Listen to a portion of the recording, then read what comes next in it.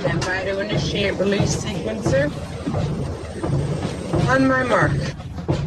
5. We're on express elevator to hell. Going down. 2. 1. Mark.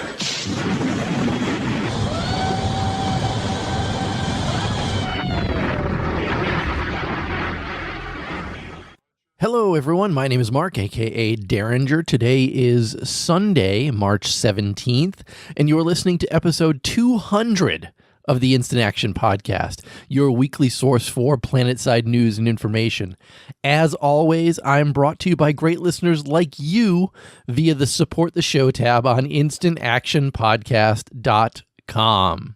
So yes, you heard it correct. 200 episodes. Today is also St. Patrick's Day.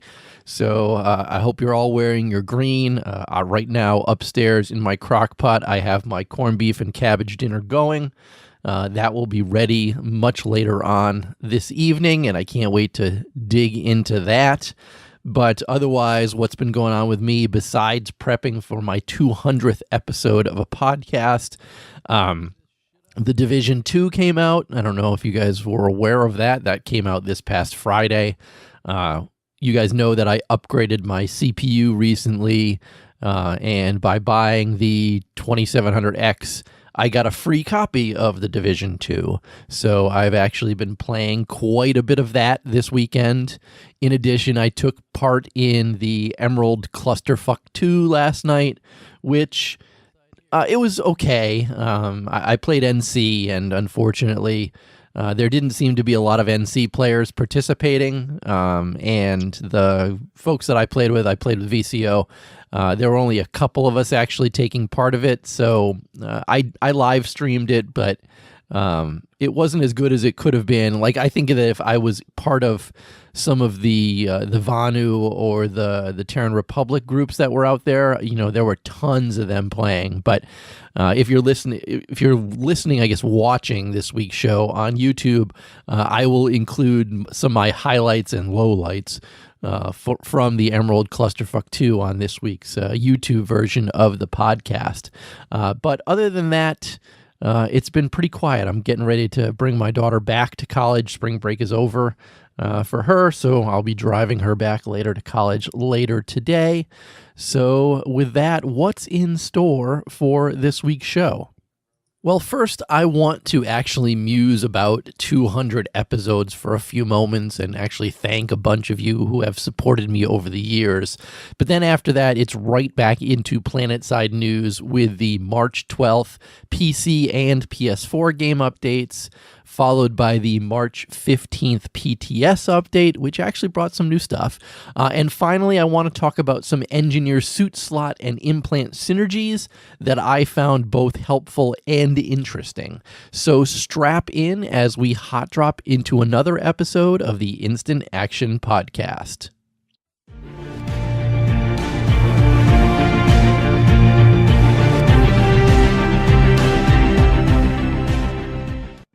So like I said, I want to just take a few moments for this first topic and actually muse about doing 200 episodes of a podcast. Because in all honesty, when I started this, and I started this all the way back on May 12th, 2015. So, I mean, this has been running for almost 4 years at this point to get to 200 episodes. So, I mean, and obviously that makes sense. If there's 52 weeks in a year and I do an episode every week, that's 4 years to get to 200 episodes. But regardless, getting to 200 episodes is not a milestone to really sneeze at in the world of podcasting. I mean, there's a lot of podcasts out there that are created and then just die.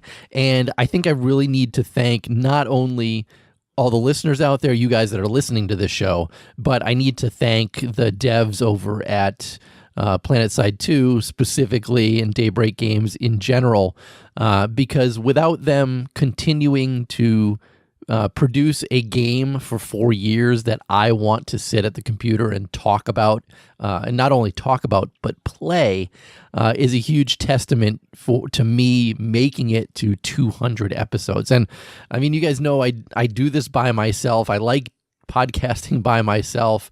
I'm not opposed to having co-hosts or guests on the show or anything like that, but doing this solo allows me to do it on my time and my schedule. I carve out a little time every Sunday so that I can put this little bit of news together for you guys. And, from what I hear, the feedback from people listening to this, they're saying, thank you for doing this because, I'm not able to follow all the news about what's going on in Planetside 2. So being able to listen to you on a Monday morning, like a couple weeks ago, I had the truck driver, and yes, Holiday in Cambodia, I'm not going to forget your name. He mentioned that he listens to the show on Mondays while he's driving his truck around. And he's not the only one who does that. I know a lot of you listen to me on Monday mornings and get your little snippet of Planetside news from the previous week. And sometimes you guys write in with questions and stuff like that. And it's been really enjoyable doing 200 episodes. And I don't see myself stopping anytime soon as long as Planetside 2 is alive and Planetside Arena is coming out and potentially a Planetside 3 or some other future version of this comes out in the future. I mean, I expect to still be here doing it in the future as well. But I mean, there's a lot of people I need to thank at this point for keeping me going and stuff like that. And I know just a general thank you to everybody who listens to my show each week is number one. But I also want to thank, and I thank the devs in general, but specifically, I need to thank Drew. He was on not too long ago, as you guys heard. I need to thank Rel, and I need to thank Nick. Those are the three that I talk to a lot about questions about the game, and they're always responsive to me. And they're always willing to bend over backwards to get information for me and stuff like that. And if you guys are listening to this week's show, and I hope you guys are, my family and I are actually planning a vacation out to California at the end of May. And I'm hoping that if you guys will still have me, that maybe I can pop over to the offices and do a little tour for a little while. I'd love to meet you guys in person and thank you guys in person for helping me get to 200 episodes. But in addition to the devs, I've got other people that make donations to the show. I mean, most recently, and these guys were giving it to me for getting to 200 episodes, but Phoenix Briggs, Delimiter, and Regulus Magnus all made donations to this week's show, and I huge thank you for that. I also need to thank all my folks that listen on Patreon. I had a new patron this week, Caustic. Thanks for joining. But in addition to them, Regulus Magnus is also a patron over on Patreon, but so is Robo, Matt9, The Razor, Destroying, Grendal, Shmukus, and Rat Dog. Those guys have all been donating via Patreon for a while as well. And I don't want to leave out the expired Patreon people who decided to stop for one reason or another. A big one is Ripple. Obviously, Ripple passed away last year, so that's why he's no longer a patron, but he'll be someone I remember forever. But in addition to him, Bites was on there, Aduck, Alvaro, Harry, Shazgu, and Yeglis. You guys were patrons for a long time, and I thank you guys for your support as well. So before this goes on too long, I am extremely humbled and thankful to all of you for listening to 200 episodes of me talk about a game that I enjoy playing. And here's to working towards 200 more. But with that, let's move on to our second topic and further information about the game that I love to play, Planetside 2.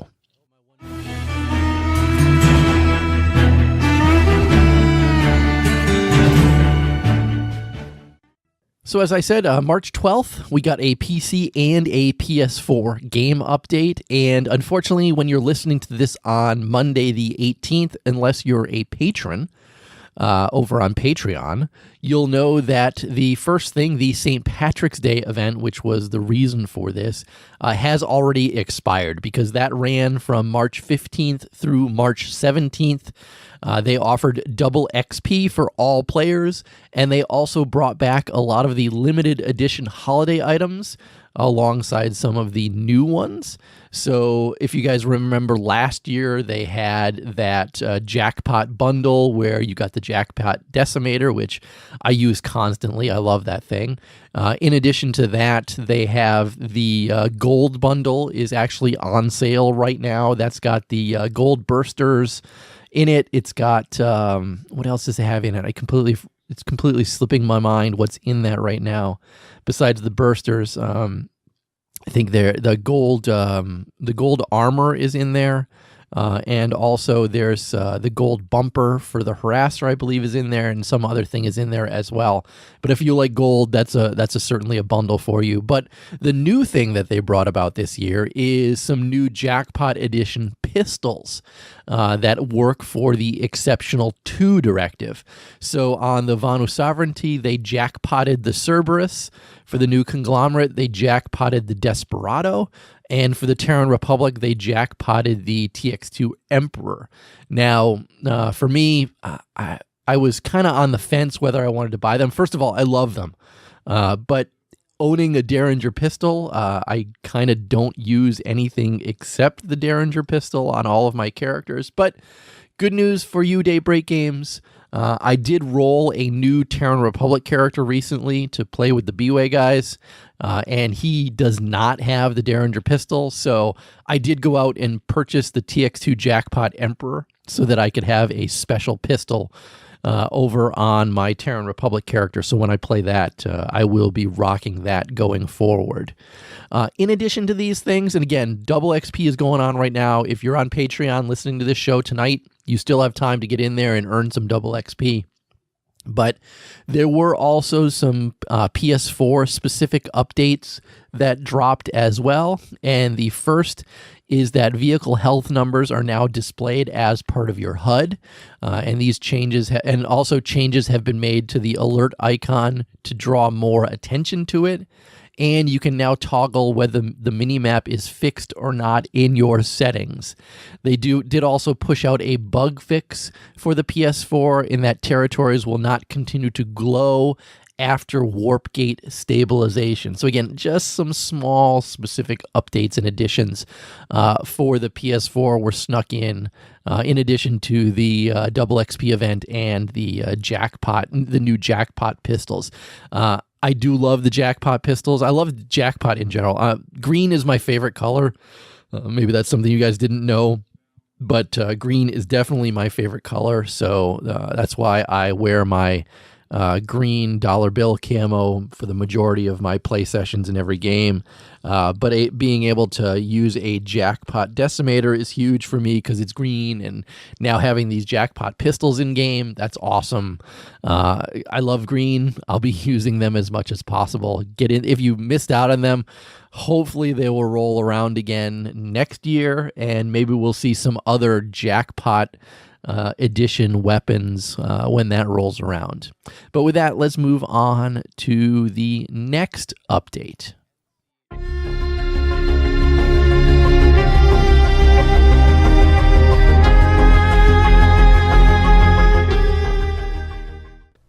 And that next update was on the PTS. It dropped on March 15th. And again, if you are playing on the PS4, I'm sorry, the PTS is only available on the PC side. But PC side, get in and test these things, because as always, Daybreak Games has always asked that whenever they drop something on the PTS, they want as many people as humanly possible over there testing it out, because that's how they can fix any issues and get this pushed to live. So beginning with the character select screen, they've improved the select and create screens to bring in more elements of the in-game UI flavor while still revitalizing the look of it.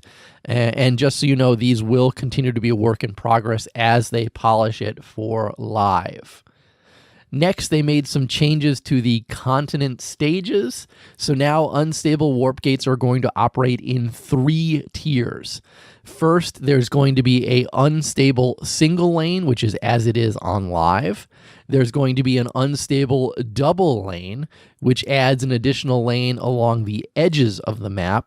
And finally, a stabilized variation. So unstable warp gates now as it is on the PTS, will check once every 2 minutes for populations on a continent once it's unlocked. And then it's going to update that stability tier based on the current population.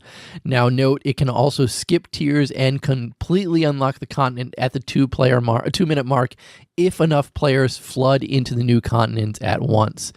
In addition, warp gates are going to stabilize over time if they have been unstable for too long. Also note that unstable warp gates are no longer going to rely on the alert system and instead immediately stabilize the continent up to the appropriate level. Note that currently on the PTS, populations are tracking incorrectly, and that will be addressed in a later update. Now, of course, this tells you that we are going to get at least one more update on the PTS prior to all of this stuff coming to live. Now, they didn't tell us what that population basis is to get to the second tier, but it's nice that they're going to add a second tier to it, and interesting that they've decided to do it around the edges of the map. Next on the PTS, they did some changes to the new Empire Carbines that are coming out. This is the Horizon Charger and the Kindred. All of these have received a new audio pass. They've also made adjustments to attachment selection and realigned certain optics, and they also fixed some animations related to the Horizon itself. Now, I did take some time this morning to go out and check out the new Carbines over there. Well, as you guys know, a couple weeks ago I played around with them, but I did go and check them out again after this most recent change, and let's talk about these just for a few. Now, I played around with the NC one the most, and it's got kind of a new technological related like reload sound. It's really cool sounding. It does go well with its high quality firing sound that was added earlier. The attachments, though, still feel kind of not where I want them to be. I mean, it's got the smart feeder, but I wish it also had the SPRW ammo, or also some kind of way to let me know when the powered shots are available for the Charger. I'm hoping they make another pass on it. Next, the Horizon. I think this is the one that I played around with the best. They added the vented power core to it. That's probably the best choice they could have added to it. I do wish they added some other sights to it, though, because don't forget, this is the one that shoots either horizontal or vertical based on whether you're hip firing or ADSing on it. I almost wish that the sight, when you're aiming down the sight, would show the 3 points. Or even some sort of cross on it as well, so you kind of know where those shots are going. Maybe that's something they can think about adding as well. As for the Kindred, the new firing sounds really good. Really, really good. If you haven't played around with it, you should go check that out. Again, like the Charger, the attachments are flat here as well. I don't know what they're gonna. I hope they reconsider it and make some additional changes to that one as well. I just feel like these aren't super exciting weapons to play with right now. I mean, they've all got their little niche in the game, something that they do differently than other weapons in the game, but I'd like to see them have some interesting attachments added to them as well. But moving on, and this is probably the biggest changes that dropped on the PTS, we got some vehicle changes. First, with the Prowler, they've added a new defensive slot item called the Rampart Defense Mesh. And what this does, while it's deployed, it generates a shield layer on the Prowler that is going to increase its effective health. The shield has a downtime when fully depleted, and regeneration is paused for a brief period whenever damage is taken. If the Prowler undeploys, the shield is immediately removed, and redeploying will require the shield to regenerate from 0 again. Each rank of the cert line is going to increase the regeneration rate per second of the shield layer. Now, the dev notes on this is that their goal is to increase diversity of playstyles and further emphasize faction flavor. So they've added this new defensive slot item. to give the Prowler more of its long-range artillery characteristics to kind of flesh those out a little better.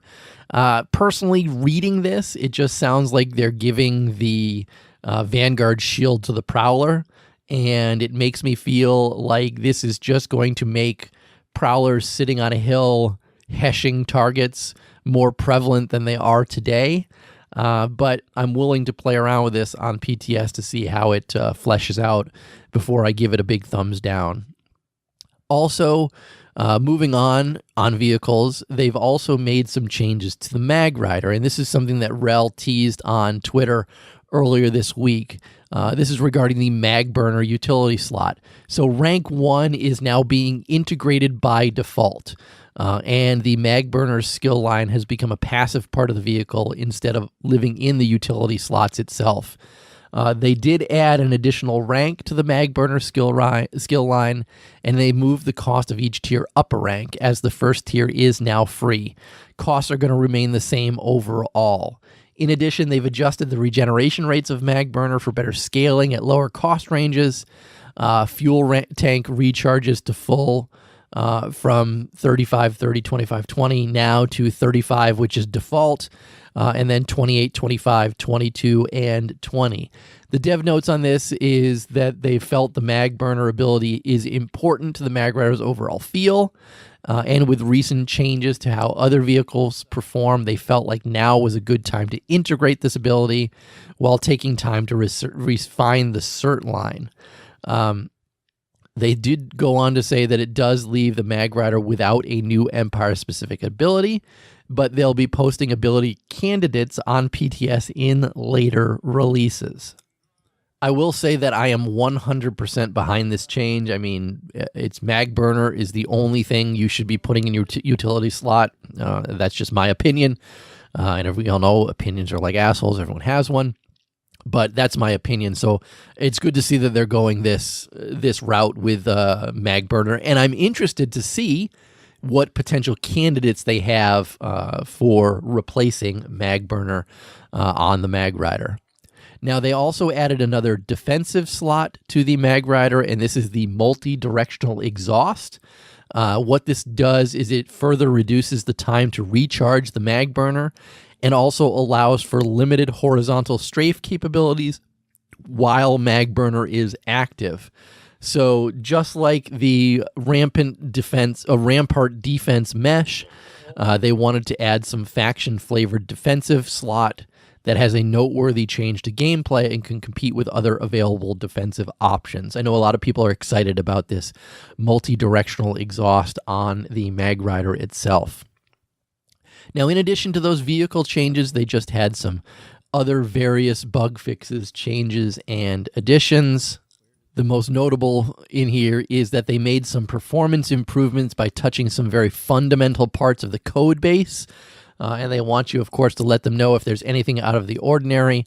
And they did specifically say that this is not related to DirectX 11, but, and this is the biggest piece of news inside this patch notes, is that the DX11 patch should make its way to test in the coming days. So I expect on next week's show, episode 201, to be talking quite a bit about the DirectX 11 changes that have made their way to PTS.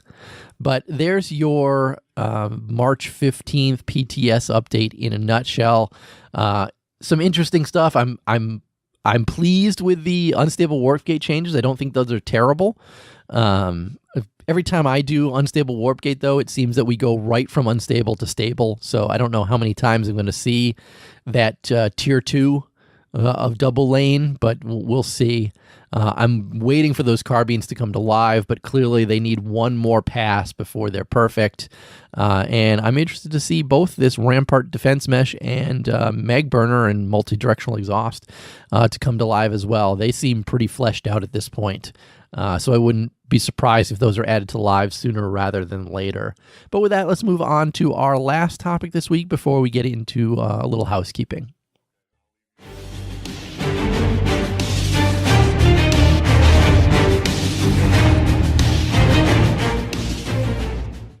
And as I said at the beginning of the show, this is engineer related. And you guys know I'm an engineer main in Planetside 2. I play engineer more than any other class. In fact, if you look at my characters, and let's just take Derringer as an example, my NC character on Emerald. When I look at my engineer, when I look at the Planetside players page, it says that I've played engineer for 23 days and 12 hours. If you want to put that in perspective, I've played infiltrator 23 hours. I've played light assault 90 hours. I've played combat medic 88 hours. I've played heavy assault 184 hours, and I've played max 28 hours. So this is a matter of days versus hours. So when I say I'm an engineer main, I am an engineer main.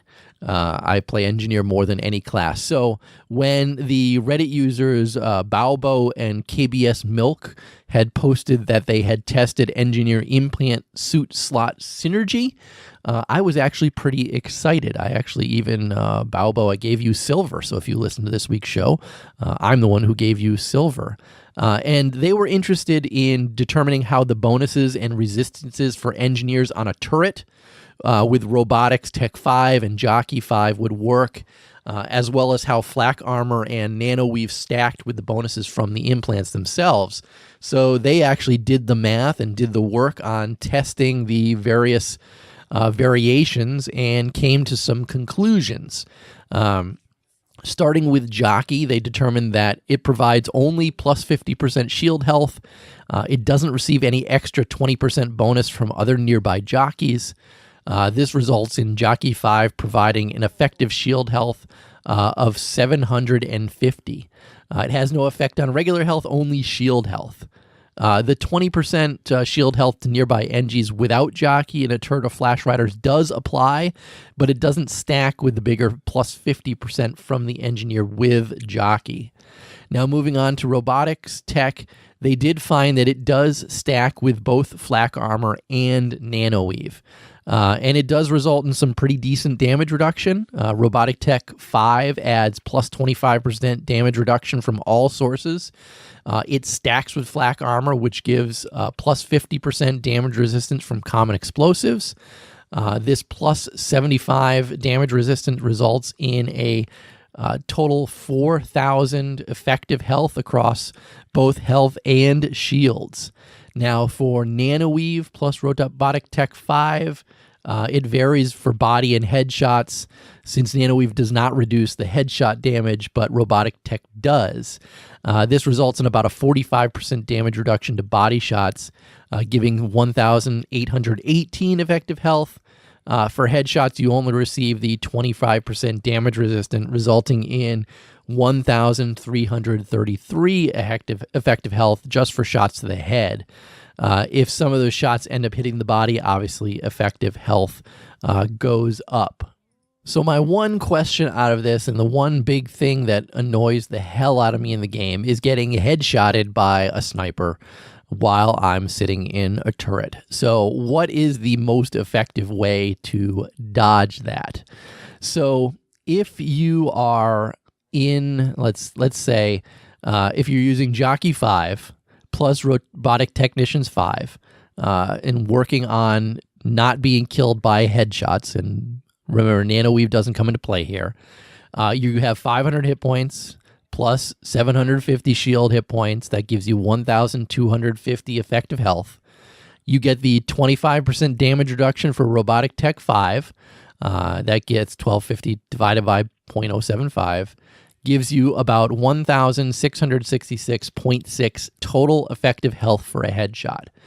The highest damage BASRs, including the ones typically used within bases for quick scoping, deal 700 damage at 10 meters with a 2.1 headshot multiplier. The highest damage possible within max damage range is 1,470 damage, which means you should survive the hardest hitting sniper round to the head with a little under 200 hit points. So there is your answer on what you should be running if you don't want to be headshotted while you're in a turret.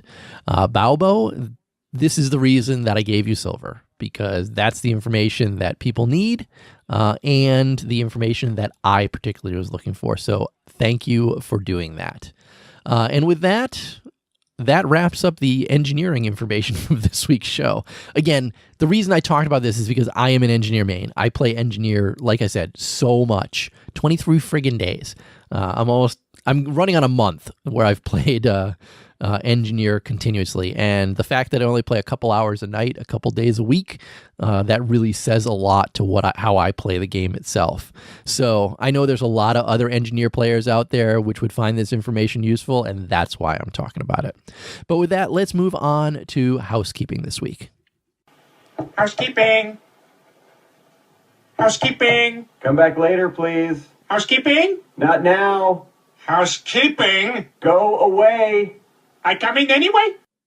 And I did get a few emails this week. Well, first off, Tom Shift was nice enough to post on last week's podcast on the website, instantactionpodcast.com.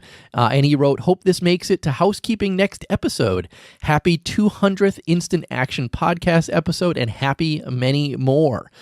Good news, Tom Shift. This did make it into housekeeping, and thank you very much. I also got an email from Regulus Magnus in addition to his donation. He says, congrats on hitting the big 200. Keep up the great work. Thank you, Regulus Magnus. I will.